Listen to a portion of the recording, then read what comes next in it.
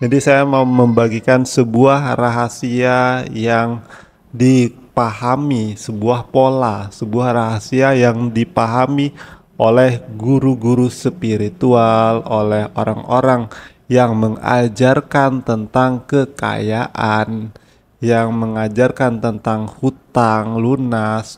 Ya, sebenarnya ada polanya, teman-teman. Kalau kita mengerti polanya, kita akan tahu, oh ternyata cuman kayak gini doang gitu. Saya juga bisa kalau kayak gini mengajarkan tentang kekayaan kepada orang lain gitu. Saya bongkar di sini. Mungkin banyak yang tidak suka ya.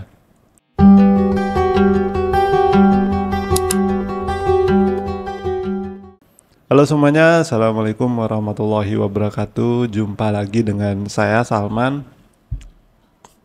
Jadi di video kali ini saya mau menjawab komentar sekaligus berbagi. Jadi kemarin ada yang komentar di video saya sebelumnya. Komentarnya seperti ini, Bang. Saya sudah beberapa kali ke RDAY dan semua yang diajarkan di sana tuh saya lakukan, Bang. Tapi tidak ada satupun yang terkabul gitu. Terus ada juga yang komentar tentang video saya yang 1 miliar itu ya. Bang, apakah Abang sudah membuktikannya gitu? Jadi kita akan menjawab dua komentar tadi. Nah, sebelum menjawab dua komentar itu, teman-teman harus tahu terlebih dahulu sebuah rahasia. Jadi saya mau membagikan sebuah rahasia yang dipahami, sebuah pola, sebuah rahasia yang dipahami oleh guru-guru spiritual, oleh orang-orang yang mengajarkan tentang kekayaan, yang mengajarkan tentang hutang lunas. Ya, sebenarnya ada polanya, teman-teman. Kalau kita mengerti polanya, kita akan tahu, oh ternyata cuman kayak gini doang gitu. Saya juga bisa kalau kayak gini mengajarkan tentang kekayaan kepada orang lain gitu. Saya bongkar di sini. Mungkin banyak yang tidak suka ya. Tapi nggak apa-apa. Supaya teman-teman sadar bahwa polanya tuh ada. Teman-teman harus tahu polanya agar bisa terkabul. Kalau kita tidak mengerti polanya, sampai kapanpun tidak akan bisa terkabul gitu. Gitu ya teman-teman. Jadi kalau misalnya teman-teman mau terkabul harus tahu polanya, rahasianya, rahasia para guru ya, para motivator ya. Motivator yang memotivasi kamu harus seperti ini. Banyak sih yang terkabul tuh banyak, yang nggak terkabul juga banyak. Jadi terkabul nggak terkabulnya itu tergantung keyakinan teman-teman. Saya buka ya.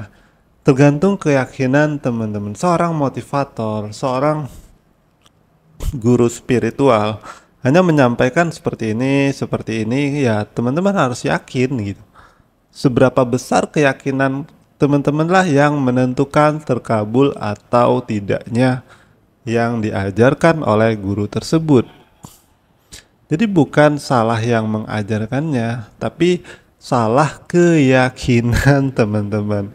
Jadi kalau misalnya teman-teman baru saja mendengar 1 miliar sudah ada keraguan, jangan-jangan guru saya ini belum punya 1 miliar. Nah, keraguan itulah yang membatalkan, yang membuat teman-teman akan selalu menjadi miskin ya. Terus ada juga bertanya, Bang, semua sudah saya kerjakan Bang, kok belum ada yang terkabul? Nah, keraguan itu pasti teman-teman mengerjakannya itu penuh dengan keraguan gitu. Ini bener nggak ya bakalan bayar hutang, ini bener nggak ya? Nah, keraguan itulah yang membuat teman-teman tidak terkabul gitu. Jadi apapun kelasnya, kelas tentang kekayaan ya, apapun yang diajarkan di sana tuh intinya itu teman-teman harus yakin dengan yang diajarkan, itu harus yakin. Seperti yang pernah disampaikan oleh Mardigu ya, katanya kalau misalnya kamu yakin hari ini bisa dapat uang 1 miliar dengan berdoa gitu, kamu minta uang 1 miliar dan kamu yakini, benar-benar kamu yakin, maka uang itu akan kamu dapatkan. Ketika hatimu berkata, kira-kira bener nggak ya uangnya dari mana? Nah, keraguan itulah yang membatalkan doa kita. Sedikit saja keraguan itu maka akan batal semua doa kita. Sama halnya dengan yang kita kerjakan tadi. Sedikit saja keraguan di hati kita terhadap apa yang kita kerjakan, terhadap apa yang seorang guru itu sampaikan, maka itu akan membatalkan semua yang sudah kita lakukan. Jadi gitu ya. Jadi dasarnya itu keyakinan teman-teman. Jadi kenapa ada kelas yang berbeda-beda, ada guru yang berbeda-beda, kenapa akan selalu ada muridnya? Karena kita itu sebenarnya berbeda-beda teman-teman. Tidak selalu cara teman kita itu cocok untuk kita. Jadi cara saya mencari mendapatkan kekayaan berbeda dengan teman saya meyakini tentang kekayaan itu. Makanya kadang guru itu mengajarkan berbeda-beda. Kamu kerjakan yang ini ya, kamu kerjakan yang ini ya, gitu. Biar terkabul. Karena beda-beda keyakinan setiap orang tuh berbeda-beda, teman-teman. Jadi seperti itu ya. Kalau kita sudah mengerti polanya, jadi sebenarnya yang diajarkan oleh motivator di dalam sebuah kelas itu ya membuat kita tuh yakin, itu aja, meningkatkan keyakinan kita. Makanya diolah-olah lah dengan kata-kata, tujuannya supaya teman-teman yakin dengan diri teman-teman sendiri. Itu aja tujuan motivator itu, tujuan orang yang membuka kelas ya, yang cobalah teman-teman lihat di YouTube, orang yang mengajarkan tentang rezeki, tentang harta, tentang hutang lunas, tentang keberlimpahan, keberkahan, apapun itu pasti mengarah kepada kita harus yakin ya. Dasarnya itu cuma itu, kita harus yakin kepada diri kita, belief system gitu. Kita harus percaya kepada diri kita, yakin dengan apa yang disampaikannya. Ketika kita yakin apa yang disampaikannya itu, lalu kita kerjakan, apapun sebenarnya untuk syariatnya, untuk perbuatannya tuh apa aja sebenarnya, tergantung siapa yang menyampaikannya gitu. Makanya kenapa di semua agama itu doanya terkabul semua gitu. Kalau kita bilang Tuhan kita Islam gitu, Tuhan saya kan Islam, kenapa Tuhan kita juga mengabulkan doanya orang di luar Islam gitu? Karena mereka yakin dengan doa mereka, makanya terkabul gitu. Jadi apapun agamanya, apapun prakteknya, selagi kita yakin dengan praktek itu, maka akan terkabul. Jadi intinya yakini, karena keyakinan orang itu beda-beda, jadi bebas saja, tergantung kepada siapa kita belajar. Gitu ya, mungkin teman-teman belajar dengar video di sini, teman-teman betul tumbuh keyakinan yang kuat bahwa ini pasti nih bisa mendatangkan kekayaan. Nah, dengan cara seperti itu maka akan datang kekayaan itu, teman-teman. Jadi keyakinan kita itu lebih dari apapun di dalam ilmu spiritual, bahwa kita adalah unsur yang sama, kita adalah bagian dari satu energi gitu. Jadi ketika keraguan ada di dalam diri kita, maka energi negatif akan muncul. Nah, begitu juga dalilnya bahwa Tuhan sesuai prasangka hambanya. Ketika kita berprasangka, ketika kita ragu, itu kan ketika kita ragu itu kan kita tidak meyakini, berprasangka buruk gitu kepada Tuhan. Maka itulah yang akan terjadi.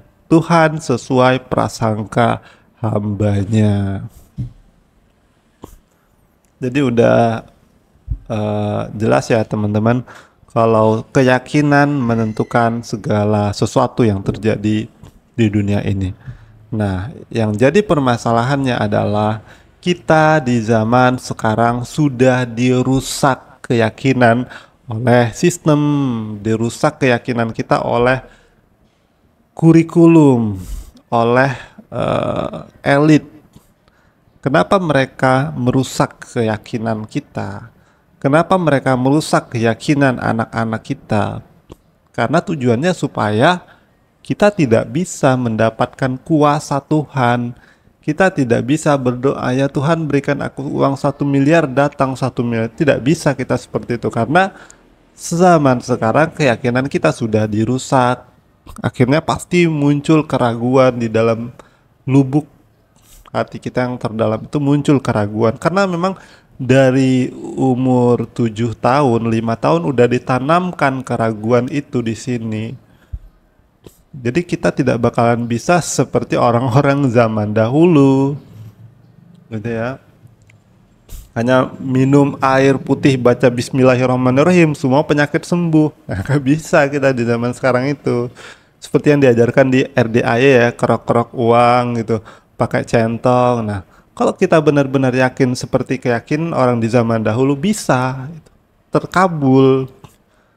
Kerok-kerok leher kalau sakit pakai centong sembuh. Nah, itu kan keyakinan orang zaman dahulu gitu, yang belum didoktrin oleh sistem bisa. Kenapa di zaman sekarang banyak yang belum terkabul? Karena keyakinan kita sudah dirusak gitu. Makanya mungkin di saat di RDAY itu bisa membangkitkan keyakinan kita lagi dengan cara kita datang ke sana, dengan cara kita mendengarkan apa yang diajarkan oleh Pak Haji Dwi Susanto itu. Dengan kita mendengarkan apa yang disampaikan di sana, mungkin bisa tumbuh keyakinan kita kembali. Akhirnya doktrin-doktrin sistem yang sudah merusak keyakinan kita itu bisa tumbuh kembali. Karena kita ini makhluk spiritual, teman-teman. Jadi mengobatinya juga harus dengan cara spiritual. Kalau kita berobat dengan cara modern, maka itu akan membuat kita mengeluarkan kos, mengeluarkan uang yang banyak. Ketika kita berobat dengan cara spiritual, harganya murah, tinggal kita yakini aja. Berobat secara modern juga sebenarnya yang diolah itu ya keyakinan kita aja, teman-teman.